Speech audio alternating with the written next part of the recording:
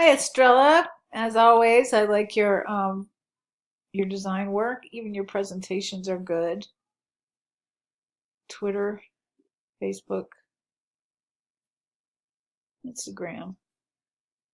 I like the red one better because the blue and the red have a nice pop of color.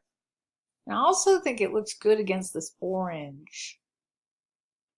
These are very strong. I like all of these a lot. I even like the one in the grass. Like the simplicity.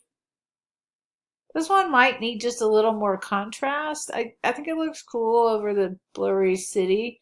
But the bag, I wonder if you could mask that out in Photoshop and up like the hue and saturation. Do you know how to do that? If you don't, let me know. I'll make a video for you. But these are out of this world. Like the pretty much three main colors with the white there just pops. Nice. I mean, you convinced me. I don't ever give Adidas much thought, but I wanted to. I want a pair now. Very nice. I like that there's basically stripes in the background too, with these bands of color and texture.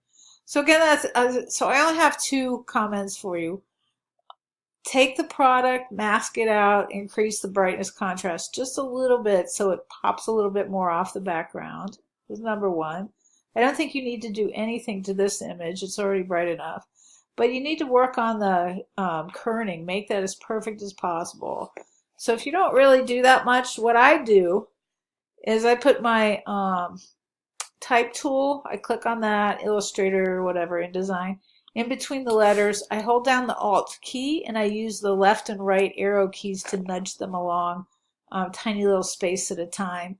If that's making you crazy, because sometimes it'll jump them too far ahead and it is, too many increments and, you just will be very upset. If that's happening, then turn the type to outline, zoom in like crazy, turn off the grid snap, and then move them carefully, increment by increment that way.